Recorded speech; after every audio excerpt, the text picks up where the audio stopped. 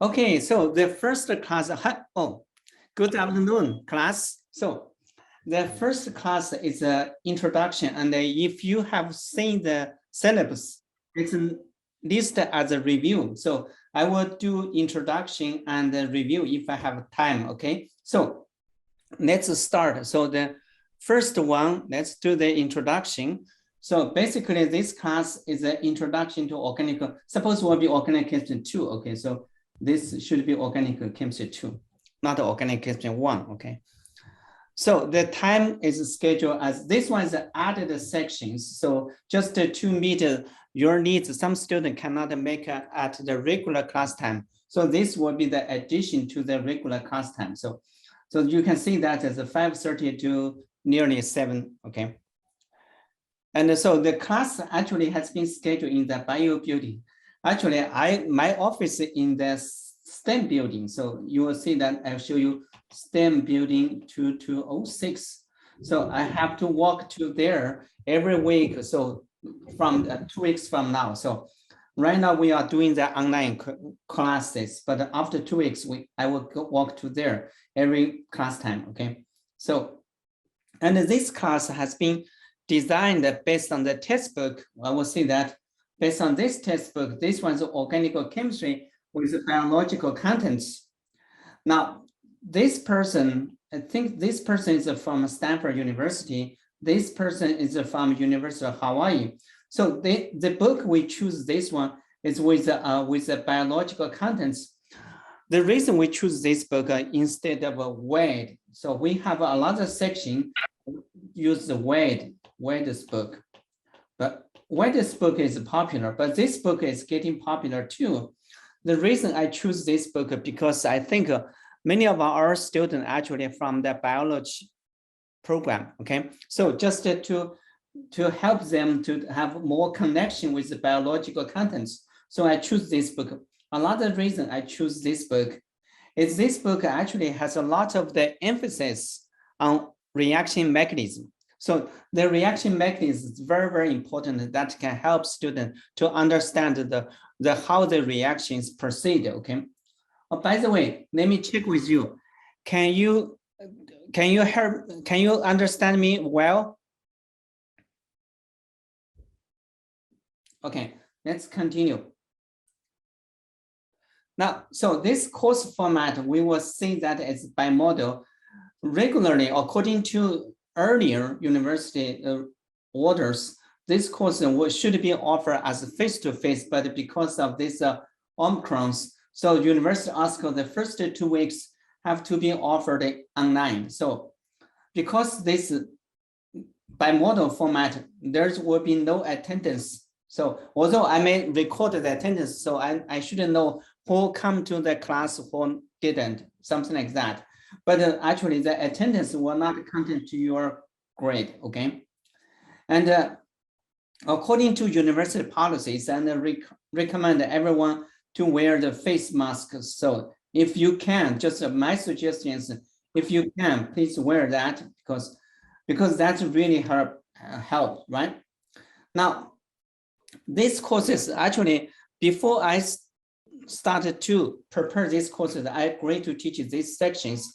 I work with Anton Dobrowski's talking about how we will teach these courses and to make this and my courses and his courses as consistent. So that means student sign on and either courses will be treated fairly, okay? So because of that, both decided to give students quizzes from the Chem 101 and the homework on Chem 101. But the difference between his courses and my courses, he has the points from the homework and the quizzes are less than the one I signed. But he has his test like a regular test worth 200 points and the final comprehensive test, he uses 300 points.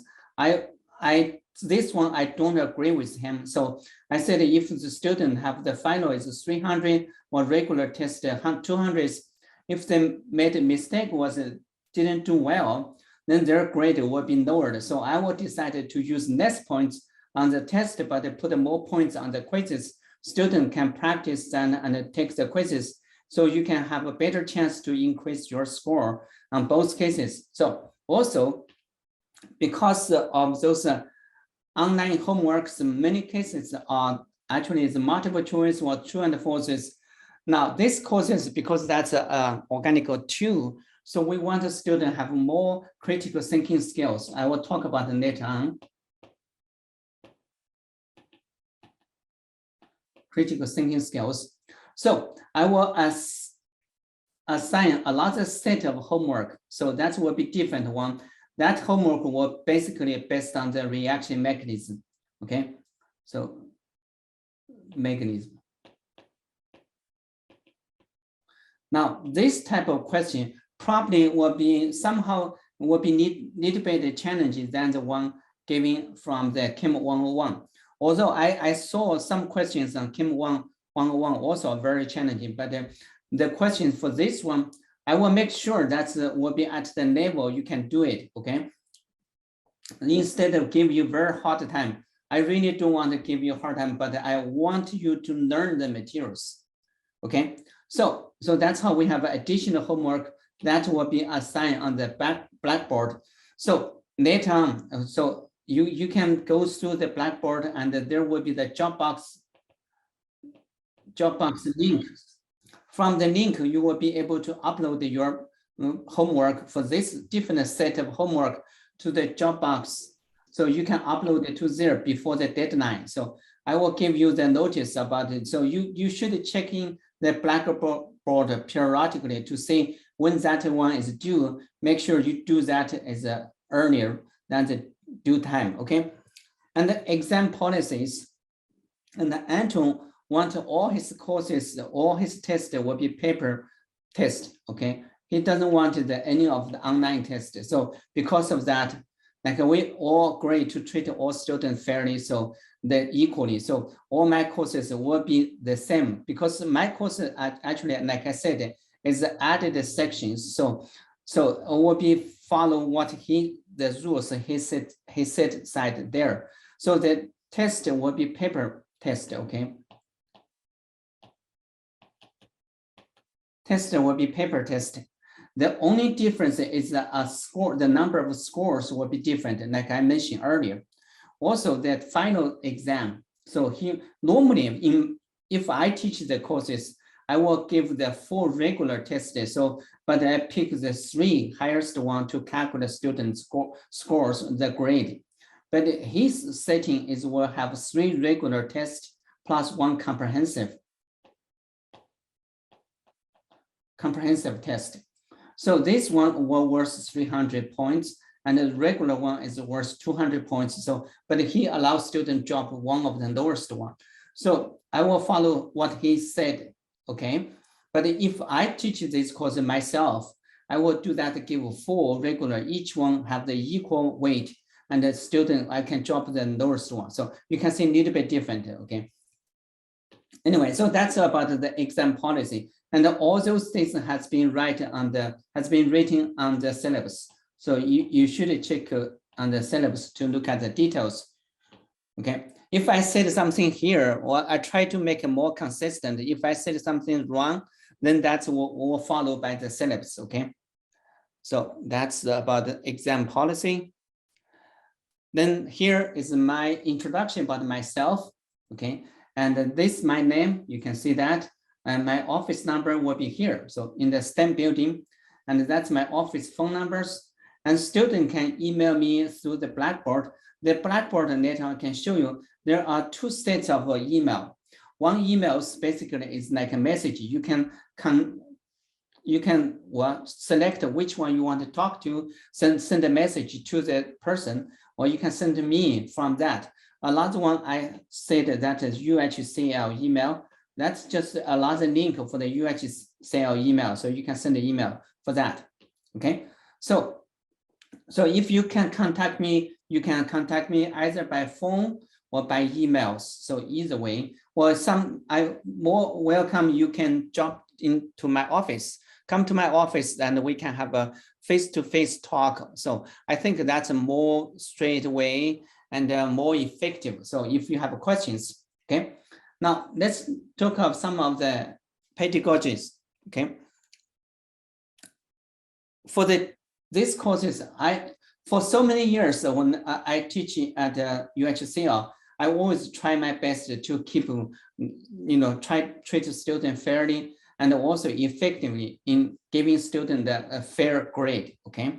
So this one can be shown if we talk about the fairness and effectiveness. You can see, just like I mentioned earlier, I try to give student a full test, and if students do well for the first three, then the last one they don't need to do that. But this semester I will follow what Dr. D told me. Okay, so but still I will try to give students fair and fairness of gradings. So this kind of stuff can be shown on the later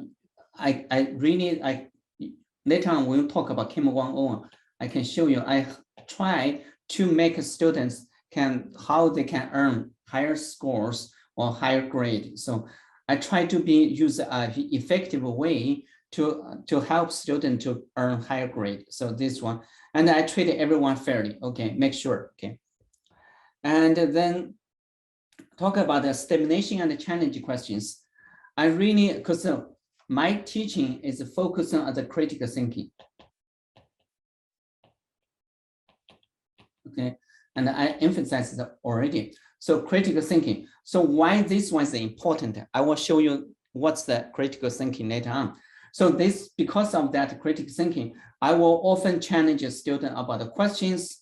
So just like I said, there will be one set of the homework. It's a set of homework that will be a little bit more challenging. So this one can be shown under this homework for the challenging questions. Actually, for the organic chemistry, many students feel that organic chemistry are difficult and so hard to learn. Actually, if you follow my instructions and practice more, you will feel organic chemistry is lots of fun and can help you to understand a lot of things in your daily life. So you are facing a lot of problems at your daily life. So you can explain that, use the knowledge you learn in organic chemistry to explain that. For example, when you're cooking, right?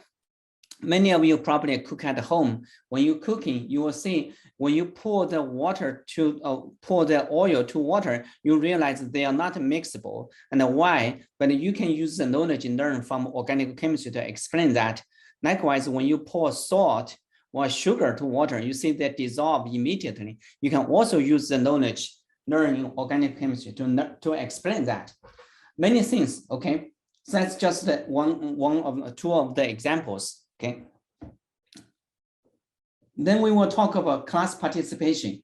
This one is a student, how you can participate in the class. This one really, really important, okay? My earlier and my previous experience show that students actively engage in the class often have a higher grade. Okay, and for students like they come and go, or sometimes missing the class, or fail to submit the homework or something, or do their quizzes, those students naturally they will not do well in the class, because you see, if you miss the quiz, the points will be taken off. Right, the homework you miss that the points will be taken off. So to the end, the points cannot add it up to give you a higher grade. So the class participation is very, very important. Okay, we talk about that. Then let's talk about the accessibility. When students have questions, I try myself to be fully accessible for your question. Like I said, you can contact me by phone or by email, and also after 2 weeks from now, I will try to be on campus every day from Monday to Friday. So if you have questions, you can easily find me in my office, okay? So I don't see not many instructors make this promise to students, but I will do that, okay? So accessibilities. So if you have questions, there are a variety of ways you can contact me, okay?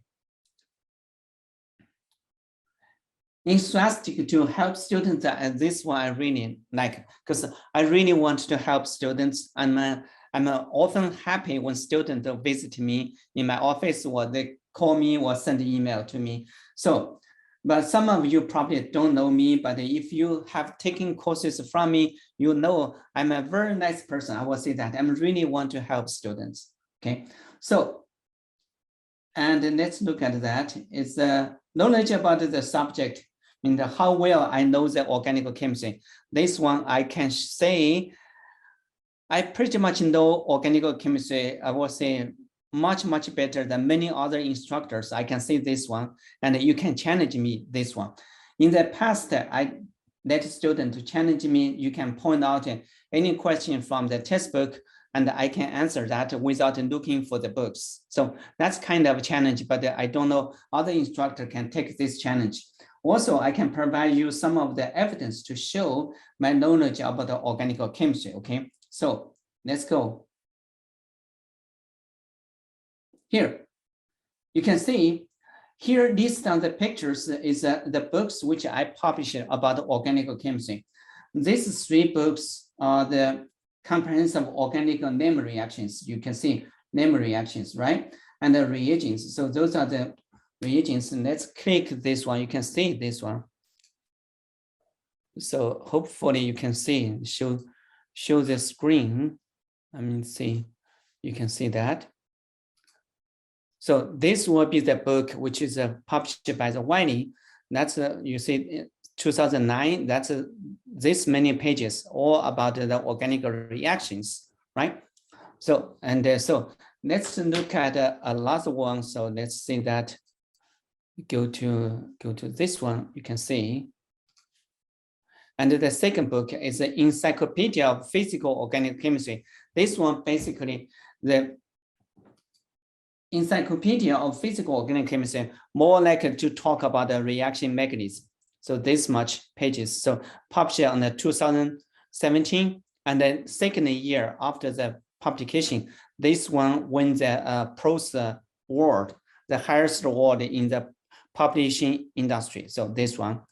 So let's look at more books. So those are about the reaction mechanism and those physical organic chemistries. Let's go back to here. Okay, according to those, just the evidence I provide to you. So you should trust me that I really know organic chemistry very well. So that's why I can take the challenge, okay? So let's see. Okay, so let's look at the class schedule. So the class, as I said, that's the added section. So it's every Tuesday, Thursday. So will be class time is here, right? We know that will be 5:30 to 6:50. So for the first 2 weeks, we always go by the Zoom, okay? And the test will be arranged on these days, February 22nd, March 31st, April 26th. You can see that. Then that lowest one will be dropped, right? For every test will be 150 points instead of 200 points in another section, okay? And then there will be the final exam, will be the comprehensive. This will be 200 points instead of 300 points in another section. Now, both sections, although we have different points distributions, but both sections, there are a total of 1,000 points student can collect. Because of that, so since we have less point on the test, then we will have more points on the quiz and the homework, right? So anyway, so this will be okay. So I think I will try my best to help you and to help you to earn as a higher point, as higher grade as possible. So, okay, so, and this will be the grade components. You can see that. So we have 3 regular tests, each one is 150, right? But we only take 2. So the first highest 2. Now, if you miss one test, then that one naturally will be the one to drop, right? And so there's 180 points from the 10 quizzes. So some of you already purchased the code from the Chem 101. If you log into that, you see that I'm in the process of making those one. Right now, I only set up the 10 quizzes right now, and the homework is not yet. So because I don't know I will teach these courses or not until the last week. So only I get a notice. So all my courses has been fixed up to Thursday, last Thursday. So I give me only a few days to prepare the courses. So I feel that one is unfair to me, but it's okay. So I'm trying my best to make this one through, right? And then there will be 200 points from the homework at Chem 101, but then additional points were given from the Blackboard, like I said. And many of those questions will be something like the mechanism like. Then 200 points from the final exam. So this will all put together or make up 1,000.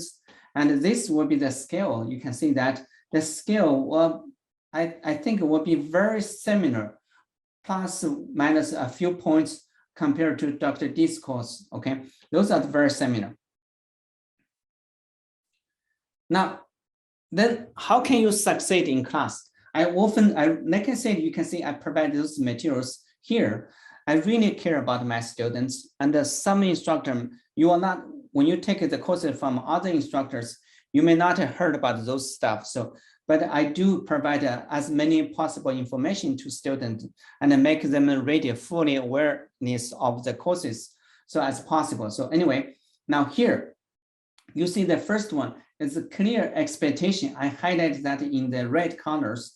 That means in order to help students to earn higher grade, the instructor should always provide student clear expectation.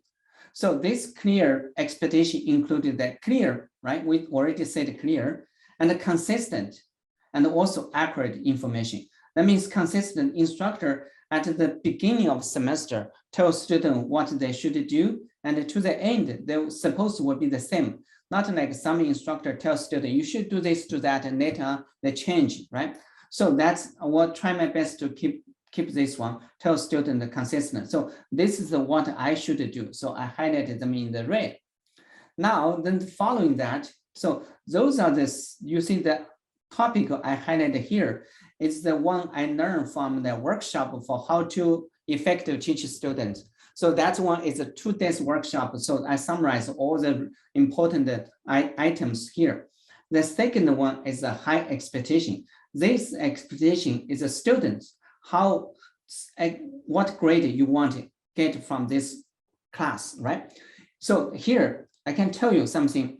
If you set up your expectation high, for example, you want to get an A, then you have to always watch what's the point and will allow you to earn the A, right? So if you miss a few points, you have to work harder to make up those points. So that's always give you, so for worst scenario, you probably have if you have always drive, you have a high expectation for A, but then finally you make it A minus. So if you miss a few points, so that's kind of a high expectation. However, if you have the mindset of something like that, or I only want a C minus, something like that, because the C minus is a passing grade. So you will not pay attention, or you don't care about those a few points here, there, something like that, from homework, from quizzes, or miss quizzes, miss homework.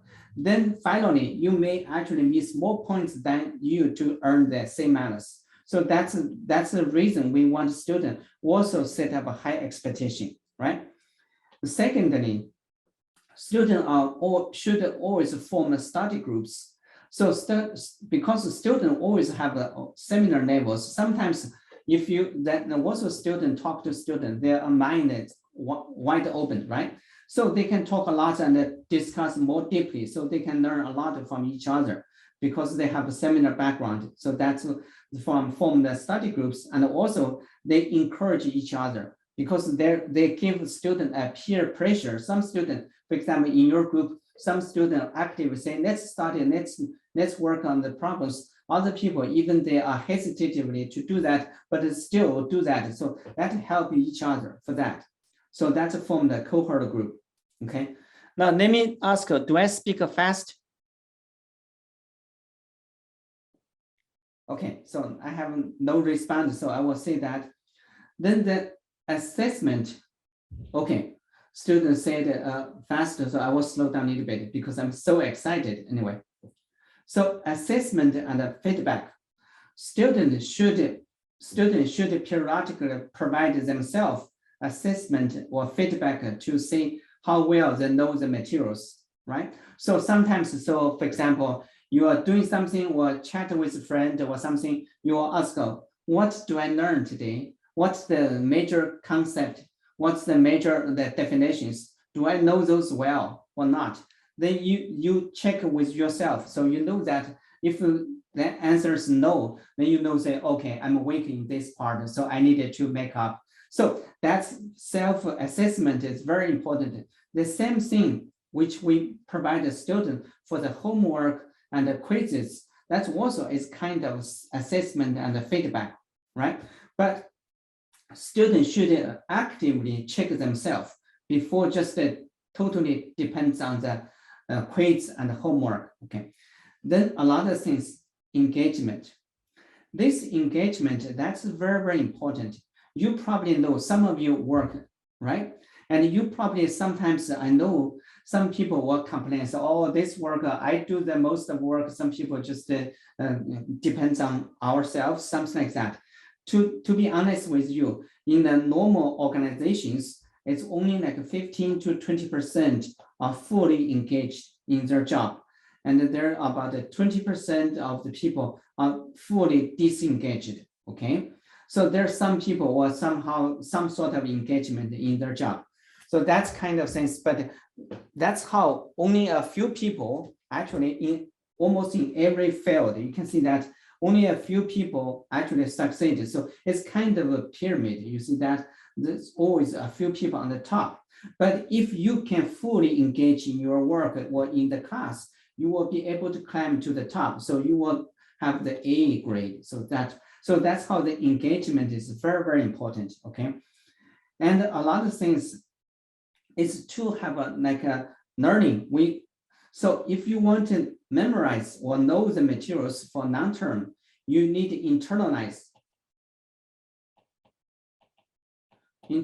what you learn, right? Now, to do that, so there are two ways. One way is to practice or do that again and again multiple times. Normally, if you practice something for, say, in a week,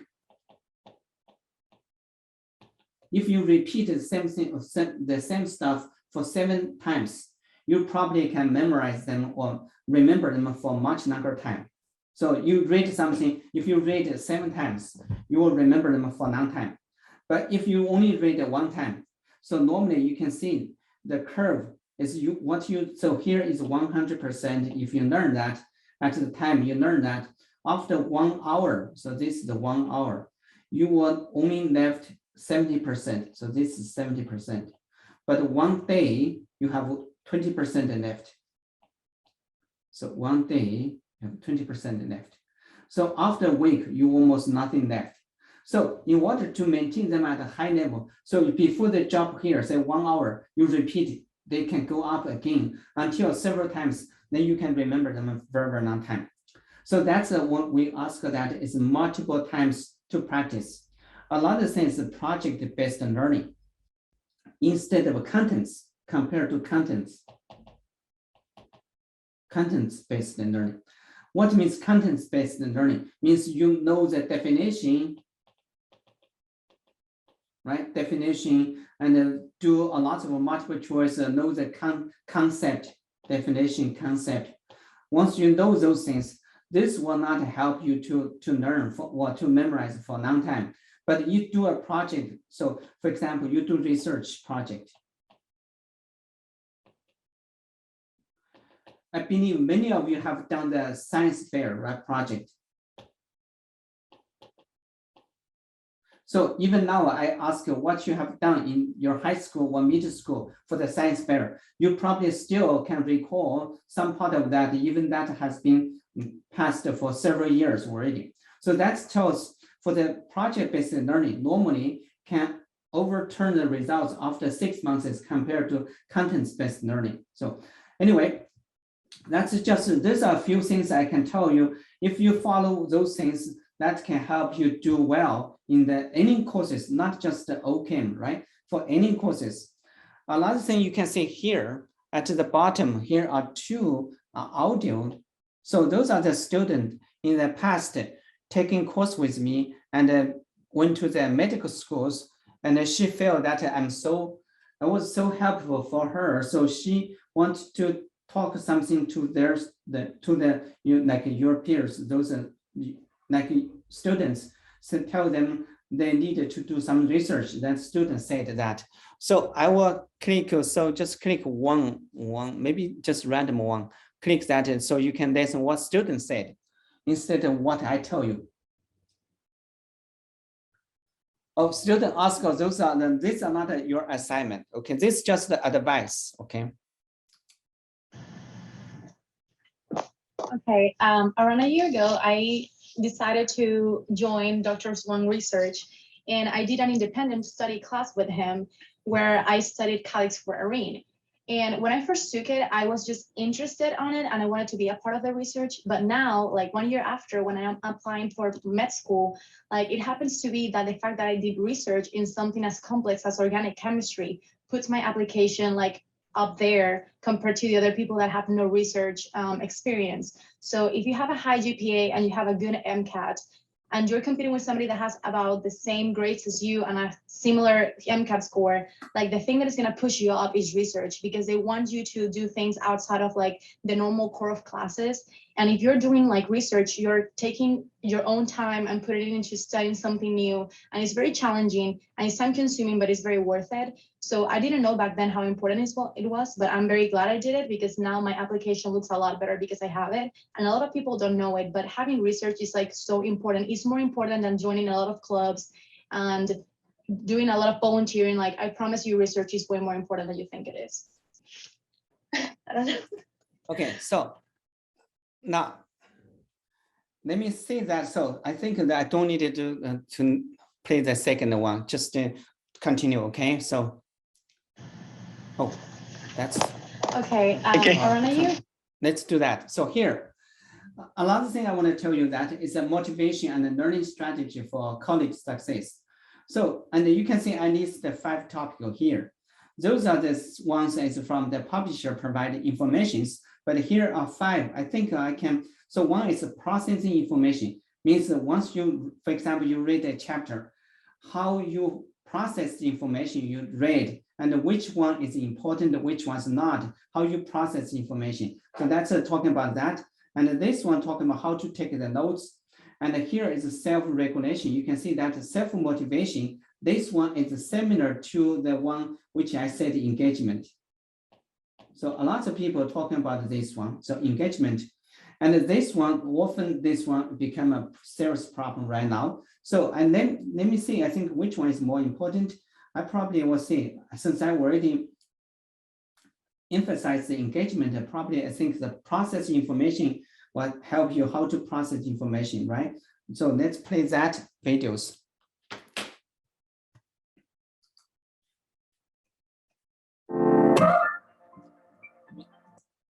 Let me share that one with you. Okay.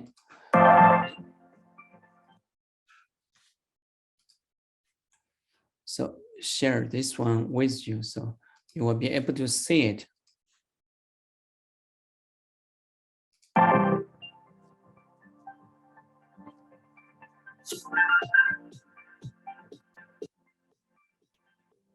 Hello, I'm Helena Selly, one of the authors of Motivation and Learning Strategies for College Success, a focus on self-regulated learning that is now available in its 6th edition. Did you know that we as humans have a very limited capacity to process information at one single time? So let's talk about the human information processing system. As we look at the image, we see 3 sort of boxes that represent units in human information processing. So let's start from the left. From the left comes input from the world outside us, and it moves into the sensory memory or sensory register. Some things go immediately into memory loss, while some we may pay more attention to. If we pay attention to them, we move them into working memory. Multiple things can happen in working memory. We can keep things there. We can also start transferring things into long-term memory, or they may go into memory loss. And then finally, as you can see on the right hand there, is long-term memory. So that is the indefinite and infinite sort of store that we have for information. In order to move things into long-term memory, what we call encoding information, we really need to do something else with it. We need to elaborate on it. We need to organize it. So here's where we can talk about the difference and the importance of different learning strategies, rote versus meaningful learning. So let's take a look at some specific strategies. So the first one we see there is rehearsal, which is really just sort of repeating information. This could include copying material exactly as it is, note-taking, verbatim taking notes of what the instructor says, or even one of the most popular learning strategies, which is underlining or highlighting text as it is. They are actually not very effective learning strategies. What is effective are the other two, elaboration and organization. So elaboration really means relating information to something we already know, such as note making. So comparing the new information with other pieces of information shared in a similar course. Summarizing information in our own words, not using the words of the author in the textbook or the professor, but using our own words, which means, again, relating it to information that we already know. And the other strategy is organization, really organizing information in a meaningful manner, and it's essentially imposing structure on that information. And that could mean creating hierarchies, matrices, Venn diagrams, organizing it into, the major ideas and the supporting details, et cetera, et cetera. So big differences in meaningful learning strategies and rote learning strategies. So we hope you've enjoyed this video about how to sort of address the limitations in our ability to process information at one single time. So don't forget to check out the book at routledge.com, and don't forget to come to the webinar about motivation and learning strategies on January 20th. Okay, so let's go back to look at this one. Okay, now, so we talk about how to process information. Here I will focus on the critical thinking as I emphasize that. So for the critical thinking, you can see there are different components. One is the elements, right?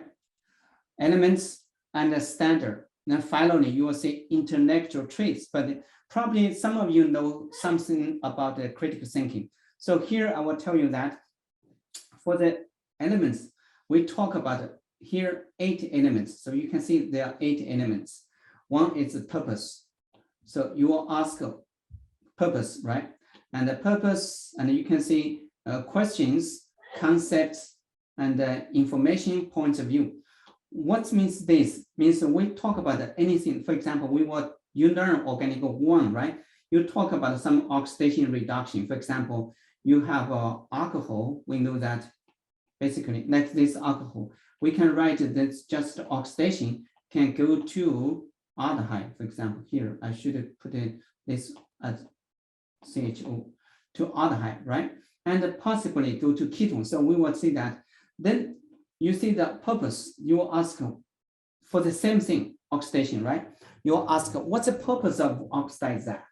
Because so you may have different purpose because you say, I need the aldehyde and I don't want the alcohols. Example, when you drink alcohols, your body will naturally use the enzyme to oxidize alcohol to aldehyde, right? So you see the different purpose.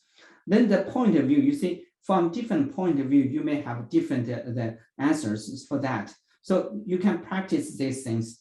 And for the same thing, like here, we will say just write alcohol more specifically. So we'll have primary alcohol versus secondary alcohol, for example, these two. Now, then we will apply different standard. You see oxidation from that. We can apply the generally oxidation reagent to oxidize them to aldehyde. But if you apply the clarity, you see this statement actually is not clear, right? Not clear, because For some aldehyde, like this one can be oxidized to aldehyde, but for the secondary alcohol, you cannot oxidize to aldehyde. So then you can, once you apply the clarity, you say, well, your statement is not precise or not accurate, because we will talk about, for example, some alcohols, like these alcohols, right?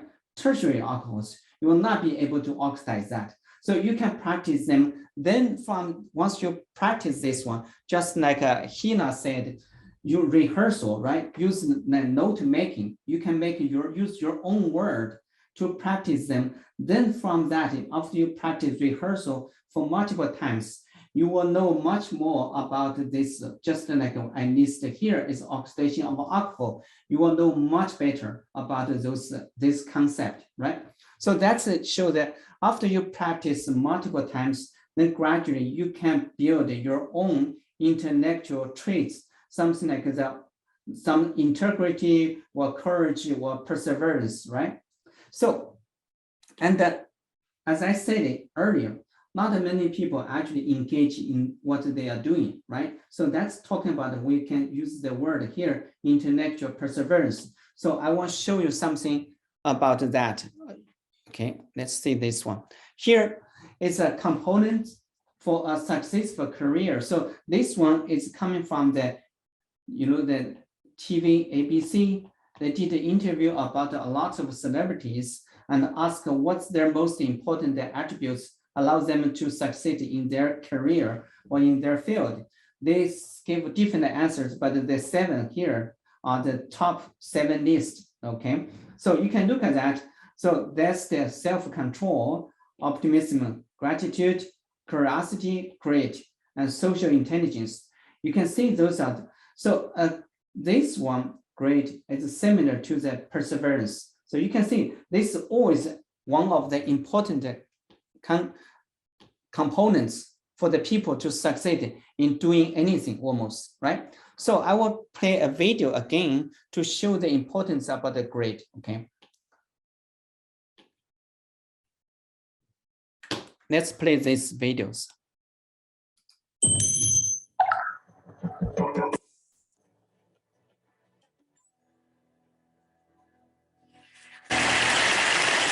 When I was 27 years old, I left a very demanding job in management consulting for a job that was even more demanding, teaching.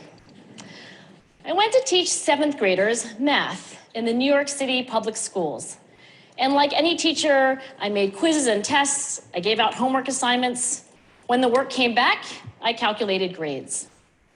What struck me was that IQ was not the only difference between my best and my worst students.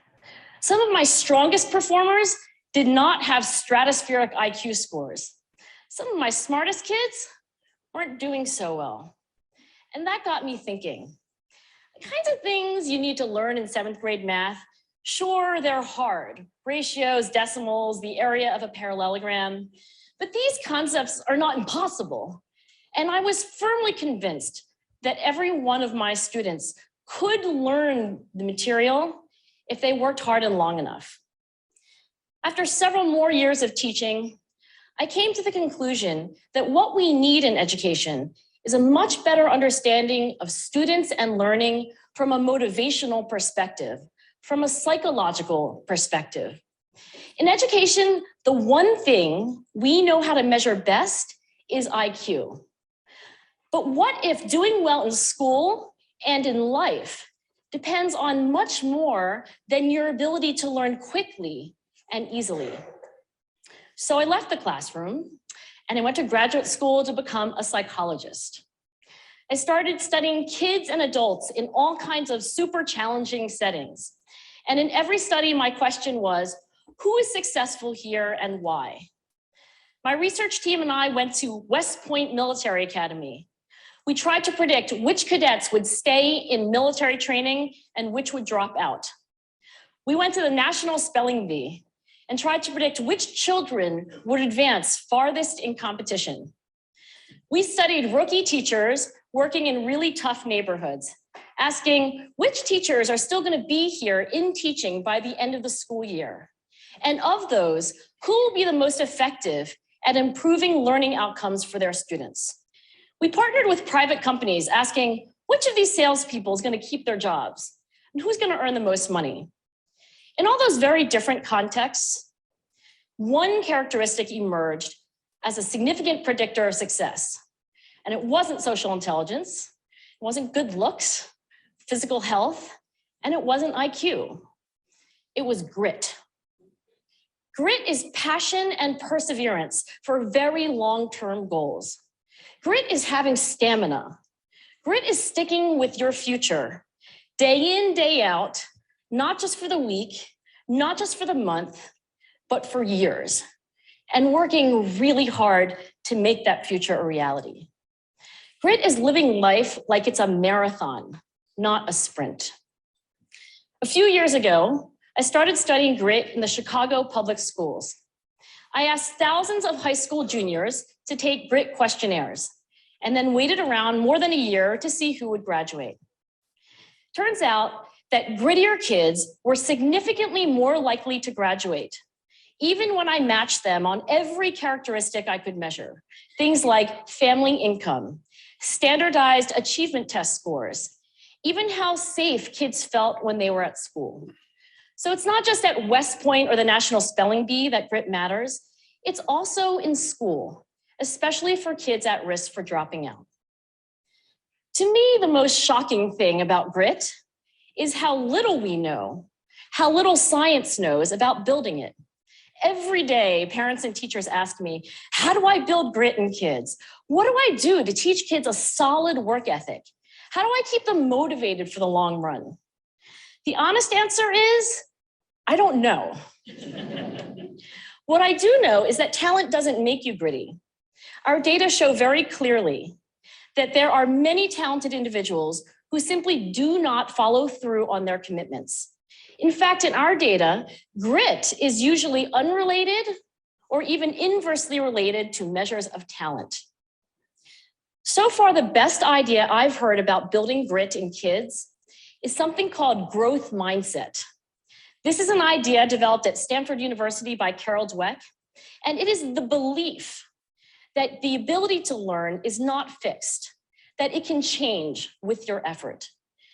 Dr. Dweck has shown that when kids read and learn about the brain and how it changes and grows in response to challenge, they're much more likely to persevere when they fail because they don't believe that failure is a permanent condition. So growth mindset is a great idea for building grit, but we need more. And that's where I'm going to end my remarks, because that's where we are. That's the work that stands before us. We need to take our best ideas, our strongest intuitions, and we need to test them. We need to measure whether we've been successful, and we have to be willing to fail, to be wrong, to start over again with lessons learned. In other words, we need to be gritty about getting our kids grittier. Thank you. Okay, now back to the question about the critical thinking. I show you some of the components of critical thinking, right? And I emphasize the perseverance. Well, here is another term for the grit, right? And you can also say that long-term engagement. So here we talk about the 3 levels of thoughts, how to make your learning fun, right? So sometimes we are challenging on the topics. So here we will say that you can see here we have a 3 levels of thoughts. At the bottom is lower order things. Those things is probably not related to the topic you're learning. And the highest order, this one is very specific. So those are something which is you can see that is, for example, we ask you about the NMR, like a chemical shift, something like that. And so chemical shift, right? So we were about to learn next class. So, but at the bottom, what we can explain that using some fundamental stuff. For every course that you take, your instructor can help you identify 3 to 4 fundamental, we will call fundamental and a powerful thought.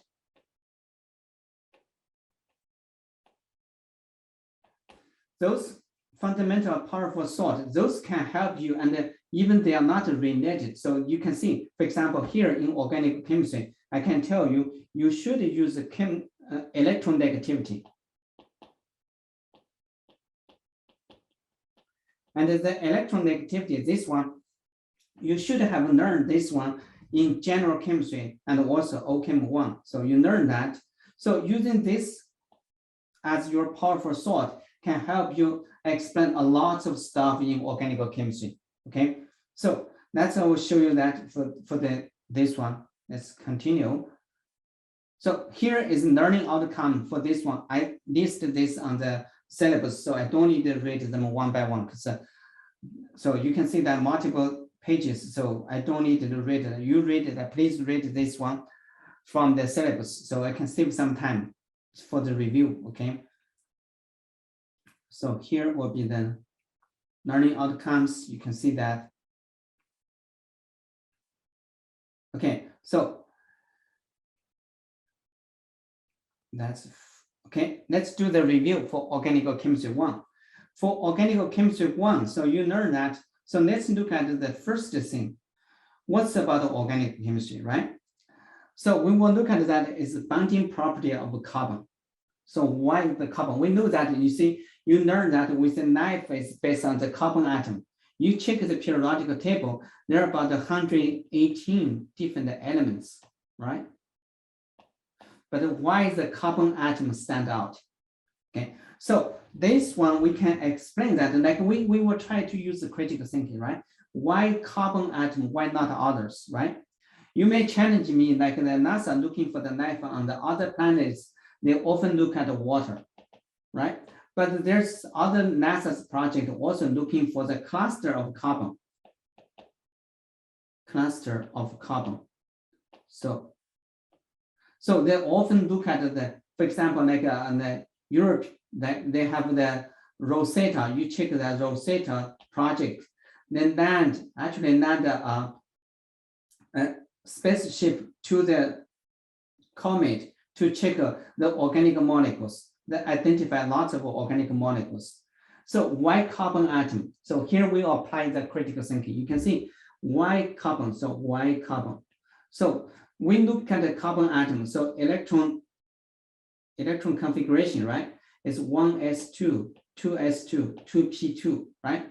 So if you look at that, so here this will be valence share, right? Valence share. So that means the 2s orbital, there are 2 electrons, then 3 2p, right? There's 2 electrons. So this is the carbon atom. Now the carbon atom can do use the valence bond series, so they can do excite 1 electron to here.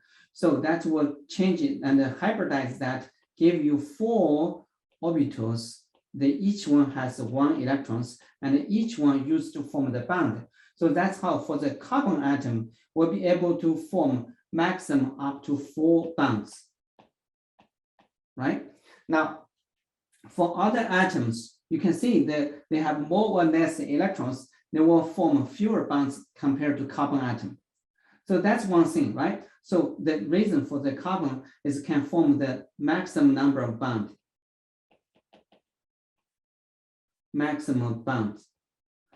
Not only form the maximum bond, we practice the critical thinking. We say, if we form a maximum bond, for example, some other elements like palladium, they can form more bonds, but these bonds here, we say that this form bonds, not only more, so it's 4, right? Because look at the valence share, we have octet rule, right? Octet rules means you have outside, you have formed 80 electrons. So that means form the 4 pairs, right?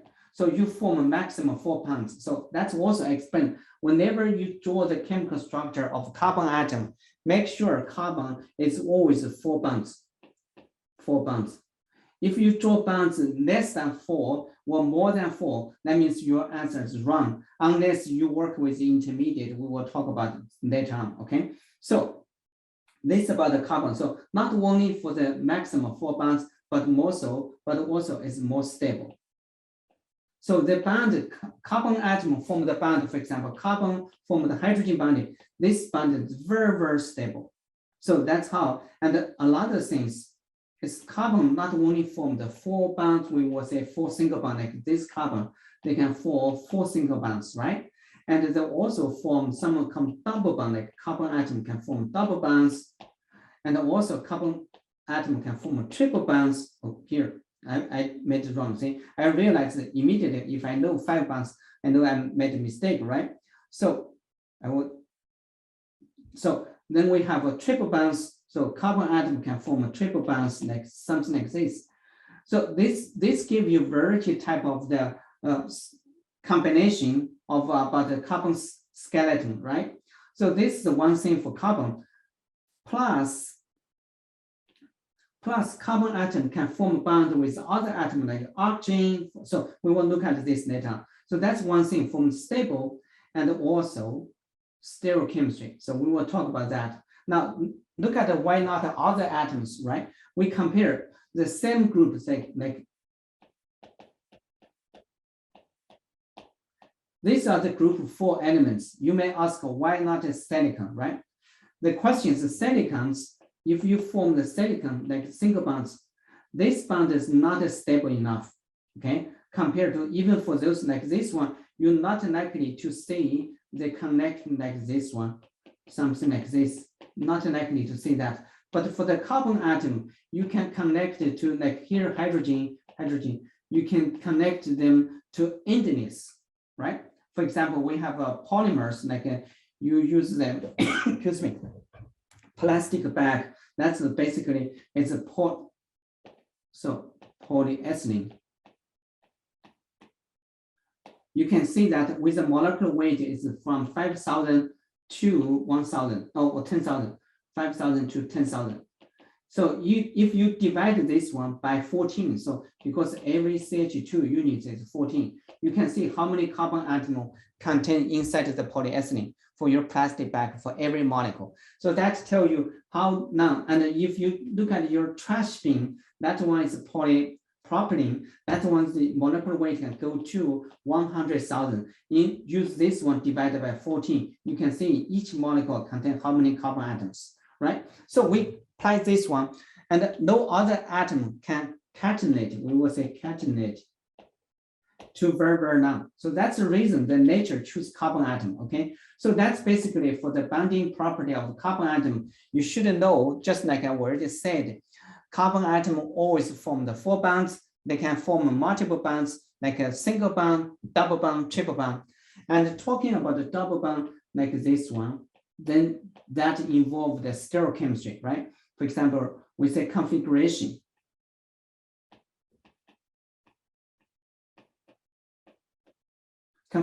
So here, for example, hydrogen, chlorine, and so chlorine and hydrogen. Now this one naturally will be the isomer of this one, right? We see this one. You can see they are different, right? Because you cannot superimpose them each other. And also, since carbon atom, so this is one type of stereochemistry. Carbon atom can form 4 bonds, then the 4 bonds like this one, if you connect them to 4 different groups, right? So 4 different groups, for example, here, then you can write the stereoisomer, R or S stereoisomers, right? So now when you look at the carbon atom for the simple one, we will introduce the second item from here. So you see, I'm trying to show you how to use the critical thinking, like Hina said, you can say note making, right? Note making instead of note taking, right? So here we say carbon, let's do this one. As I mentioned, this one, the carbon hydrogen bond are very strong, and very stable. So make the natural gas, like those things can stay very long. Just like you probably know that like those plastic bag or those plastics were degraded for very long time, right? So the question is, how can we make this bond reactive? So we will do the chemistry and make other derivatives, right? So in order to do that, so we will see that is to replace one of the hydrogen with other atoms. So just like I say here, like you have the house. So Hina said, you will try to relate that to something you know, right? So here I will show you, say if we have a house, for example. Now you try to enter the house. If the house is no door, you know that it's almost impossible to get into unless you break the wall. But we have a wall, I have a door, you can easily open that. So the door will be the one which you always get in, get out. So this will be the weak point because you can easily open that. Likewise, we will compare to the chemicals. So here, we want to make sure other bonds are strong so they can stay, but there will be one bond are weak. So we will be able to break that and reform the bond. That's the principle of how we will do chemistry and do reactions, right? So let's say that because of that, we can replace this one by others. For example, here, we have this one, we replace this one by chlorine or bromine. Now you can see, I told you earlier, a fundamental and a powerful salt in organic chemistry is electronegativity. You can see this one compared to this methane, right? Compared to methane. And this one is a symmetric because that's a tetrahedral, right? Symmetric. So no weak point, every bond are strong. But for this one, we know that because electronegativity, like this carbon electronegativity 2.5, hydrogen 2.1. So we know that for every bond, if their difference about the electronegativity is less than 0.5, we will consider this one's non-polar bond, right? So if that's a non-polar bond, we will assume the electron pairs will be distributed between those two, right in the between. Now we compare to here. So again, this one, notice that, so all the bond, these electron pairs are in the middle. So make this bond strong. Now for the chlorines, this one still, carbon still 2.5, right? Chlorine is 3.16. You can see the difference is 0.66. So it's more than 0.5. So that means this bond is polar now. Now, if that's a polar, then these electron pairs will shift more close to chlorine. Then make this carbon atom is partially carry positive charge. Likewise, this one partial negative charge. So because of that, then we know that, so a lot of powerful salt you can think about it, that is same charge repulse and then opposite charge attract. So if we have a lot of ones, for example, cyano group, this one can approaching this positive one and kick this out. So that's when you learn that as SN2 reaction. So this how happens. But if you see that, explain that why we will this reaction kick out the chlorine instead of hydrogen. You can see because the electron pairs are more close to here, make the carbon atom has some positive charge, right? So if you apply this critical thinking, you can see everything's become so clear and so obvious to you. So for that, so that's a bonding property. Let's look at the second topic, functional group. So like I said, anything to replace, which will be able to replace the hydrogen in the methane. So we have CH4, anything replace one of the hydrogen, that can be considered as a functional group. So later on, I can show you, I will leave 2 minutes to show you all the functional group often used in the organic chemistry. But actually there are about 530 different functional groups we know so far, but actually you only learn probably up to 10, something like that, okay? A total of 530. If you check that you are interested about this functional group, you can check this journal, Chemical Review, 1991, and then volume 91, page number 165. You can find these journals which list 530 different function groups if you are interested. And this journal is available to you if you check from university libraries and go there, you can download that. If you check in for the university computer, you can go to pbs.acs.org. Then you can check these journals out, so you can save them, okay?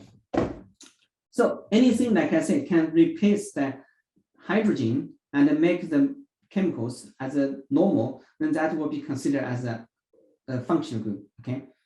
So let's look at another one, is the stereochemistry. We talk about stereochemistry basically I showed you earlier, like a Z and a E, right? Z and a E, which is for the double bond. We talk about that. And but another common term we use that is cis trans, right? Cis trans. So cis are those group on the same side, trans on the opposite side, but cis trans also apply for the cyclic structure. Now, you may ask why we have a cis trans, because this double bond here, you see single bond, CC single bond, the bond energy is you have only single bond, so you will be able to rotate around this bond, right? So, but if you form this double bond, you can see there's an additional pi bonds. So if you rotate them, you have to break the pi bond. So, so this bond, the bond energy is 611 kilojoule per mole. So compared to the single bonds is 346 kilojoule per mole. You can see that double bond are much stronger than single bond. So you cannot rotate it around the double bond unless you break that. So that's how we have a cis trans. A lot of things similarly, we know how the cis trans form from the double bond, and then a lot of ones cyclic structures, like this one. Then you have a chlorine here, then this will be the cis. Likewise, if you have chlorine like this one on top, then this will be the cis, right? On the same side, this will be trans on the opposite side. This one also, they form the isomers because they you cannot rotate around this single bond now, even that's a single bond, because once you rotate it, you will entangle it here. So that's also, you can see, using the critical thinking, you found the reason why we will have cis trans isomer in these cyclic structures, right? Okay, so that's talking about stereochemistry. A lot of stereochemistry is we talk about that is R or S. That's I will just show you because of carbon atom attached to 4 different groups. So if you use other atoms, for example, phosphorus, sulfur, or even nitrogen, sometimes they can also form the stereochemistries when they are attached to 4 different groups, okay? So not only just the carbon atom. So that's a stereochemistry, you learn that.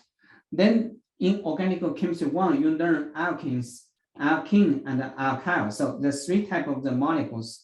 For the alkene, basically you learn about that is the structures, and you draw the structure, right? Skeleton structures or 9-angle structure. Basically you focus on nomenclature and the isomer structure isomers, right? For the alkene, so for this one, for the first one, it's not much reactivity. You probably learned this one is a halogenation, right? So because the not much reactivity, I tell you, CH bond, CC bond are very strong, very stable, right? So halogenation, you talk about halogenation. And also you talk about the oxidation, like burn that, use oxygen, right? Oxygen and hydrogen are very reactive species. Then you talk about the cracking, like we have the oil refinery that to break this crude oil to the gasolines, diesels, right? So that's basically reactivity of alkenes. But for the alkenes, since you have a double bond, although we show you double bond are very strong, like the 611, but you compare that minus 346, you know the pi bond actually only somewhere about 260 kilojoule per mole. So the pi bond are weaker than sigma bond. So that's bring up a lot of the reactivity of the alkenes. So that's how for the you learn the alkenes, there's a lot of the reactivity compared to alkenes, right? So that for the triple bond, that's a triple bond, the bond energy is over 900 kilojoule per mole. Even they are both a pi bond, but also the 2 pi bonds make added up also makes strong. So the triple bond have less reactivity compared to double bond. So those are the you learn for those alkenes, right? Then we will look at that is for this one here, alcohols. You learn alcohols. Alcohol basically is the carbon, one of the hydrogen like this one, hydrogen replaced by hydroxyl group. So, okay, so we will have this function group. And according to that, a number of hydrogen, what you see here in this case, how many carbons atom were attached to that. So here you can use different point of view to define what's the primary alcohol, what's the secondary alcohol, what's the tertiary alcohol, something like that. Then each one has different reactivities. So you learn for that. Then after that, you learn the alkyl halides, right? For example, CH3 methyl iodide. From this one, also we show that reactivity because of difference of electron activity. You learn about the SN1, SN2, and you also learn about the E1, E2, right? And then there's lots of things about talking about the SN1, SN2. For example, SN1 or SN2, we talk about that. So just to talk about SN1, SN2, we talk about the solvent effect. Like some solvent likely prefer for SN1, some prefer SN2 solvent, right? And the leaving group, we say leaving group, right? And the nucleophile, we talk about the nucleophile. And the substrate. So basically, you see, we use this one is a note making. We use critical thinking. Think about what things will affect the results of E1 or SN1, SN2, or E1, E2. For example, substrate, we know that if you have these ones, for example, chlorine attached to the tertiary, for example, then this one more likely to break to form the SN1 reaction. If that's a primary, for example, here, chlorine, that's this one, then this will go to SN2, right? The reason for that is because SN1 involves the carbocation, and this one will not have the actually carbocation. So carbocation, in order to stable, you have a tertiary carbocation more stable. So that's how for the substrate. And the nucleophile, you talk about that. As nucleophile, often we use that also function as a base, right? For example, you use a hydroxide group. So this one is a base, so they form the alcohols. So in this case, so that's also explain that why SN1, SN2 often is complicated with E1, E2, right? So the substitution always complicated with this elimination. So this explains that, right? And the leaving group. So if the leaving group is very, very easy to leave, so this bond is very easy to break, then more likely form a carbocation, then more likely go to SN1. If this one, excuse me, is not likely to leave, excuse me, is a poor leaving group, then you probably go by SN2, right? So we explain and solvent. So remember here, we said the key things between those is the carbocation. So the solvent, if the solvent can stabilize the carbocation, then that prefer SN1. If the solvent cannot stabilize the carbocation, then we'll go SN2. Now, according to this way, if I explain this way, you have a better idea about those reactions, right? You see, you can understand much well, right? So for the final, I say that leave 2 minutes to talk about the function group, which you will learn for the organic chemistries, right? And here are the function group, like this one here. This double bond is a function group. This function group, alcohols function group, highlights, and then this amine. You can see now. Look at here. I circle that. You can simply put a hydrogen on here, right? So those are the hydrogens. You can replace them. Just think about the methane, others. So this one we can consider this one as you put a methane here, right? And so this one is a function group. You can also put a methane here and consider this as a function group. And you can put this. So those are all used to replace the hydrogen. You can see something like example here, right? You can see this one. Okay, so those are function group. And then look at that. One thing I want to emphasize that is the functional group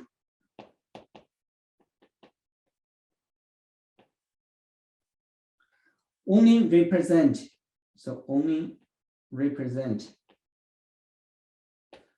part of the molecule.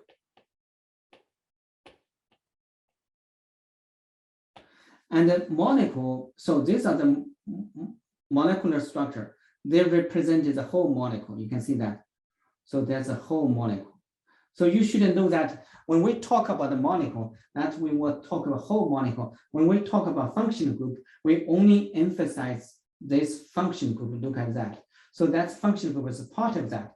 Okay. So all you will see that here, like a ketone, right? Ketone, acid, that this one, the ester, you can see amide, nitrile. So those are there's a more function group which not listed here. For example, we have an anhydride, right? Anhydride. And for the biological molecules, we have some like even we have a phosphate group, for example, phosphate group, right? And the phosphate group, and also a lot of other stuff. Okay, and we have like a sulfur hydro group, those functional group. So basically, organic chemistry is to learn how to change one function group to another. If you know the principles, you should know very well. So it's already up to the time. I guess we can stop it here. So next class, we will start to learn the NMR. And I wish you can learn something from what I said today. Those things I think show you very important and they're tricky to learn organic chemistry. Okay. Thank you very much for everyone to attend the class. Okay. So let me see who is here. Okay. Thank you so much. Bye-bye.